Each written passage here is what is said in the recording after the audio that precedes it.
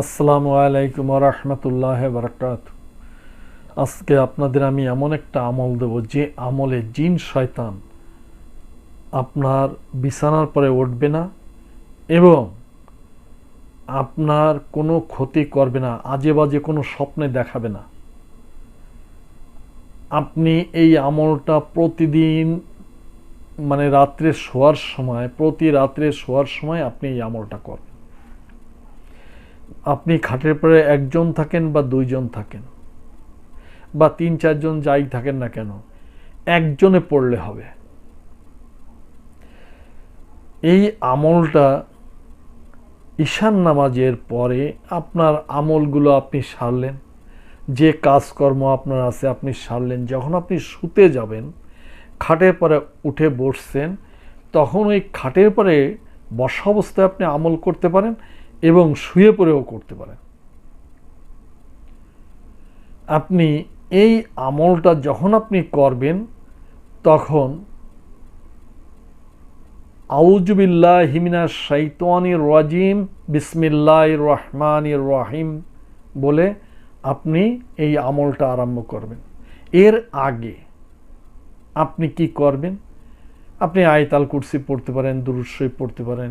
বিছানায় বসে বসে আপনি পড়লেন, আপনাকে খুব জিনে ডিস্টার্ব করছে, বদজিন, বাথরুম, অ্যাটাচড বাথরুম, যে বাথরুম আছে যে সব ঘরে, তাদের বেশি সমস্যা হয়।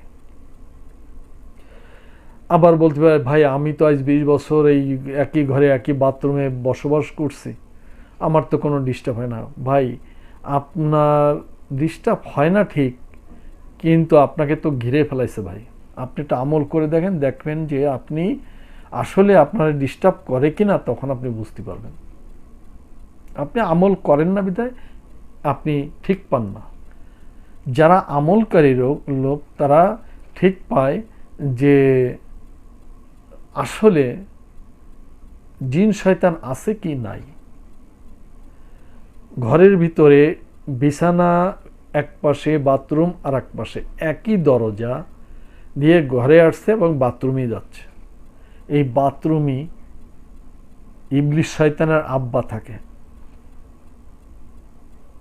কথাটা বললাম, এত বড় খারাপ শয়তান থাকে, তার শরীরের সবসময়ের জন্য ময়লা মাখানো থাকে। আপনি খাটে পরে যায় বসছেন, ও যায় বসবে। আপনি শুইছেন, ও শোবে, এবং ওই ময়লা তোর গায়ে লেগেই আছে। ওরা তো অদৃশ্য, দেখা যায় না। তখন কি হবে? আপনার শরীরের ভিতর ঢুকে যাবে। তা আপনি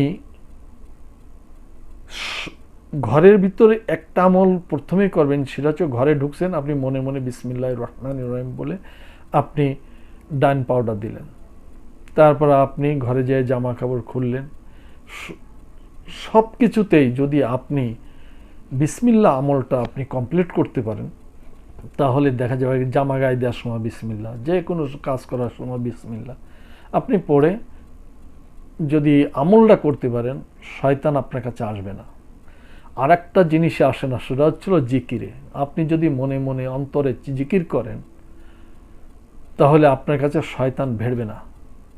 তবে সবসময় চাবে আপনাকে বিপদে ফেলায় দেওয়ার জন্য। আপনি এই আমলটা যখন আপনি করবেন, তখন আপনি উজু করে আসবেন। সব শেষ করার পর আপনি শুতে যাবেন, উজু করে আসবেন। উজু করে আসার পরে তখন আপনি বিছানায় গেলেন, আপনার হাত পাওটাও ঠান্ডা হলো।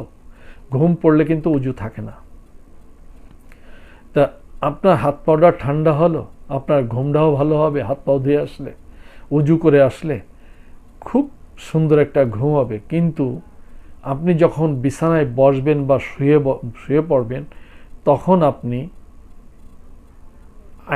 সূরা ফাতিহা পড়লেন, আয়াতুল কুরসি পড়লেন। সূরা ফাতিহার পরে আয়াতুল কুরসি পড়লেন, আপনি এও পড়লেন না। আপনি পড়বেন আউযু বিল্লাহি মিনাশ শাইতানির রাজিম বিসমিল্লাহির রহমানির রহিম। সূরা ইখলাস পড়বেন না। কুল হুয়াল্লাহু আহাদ আল্লাহুস সামাদ লাম ইয়ালিদ ওয়া লাম ইউলাদ ওয়া লাম ইয়াকুল লাহু কুফুয়ান আহাদ।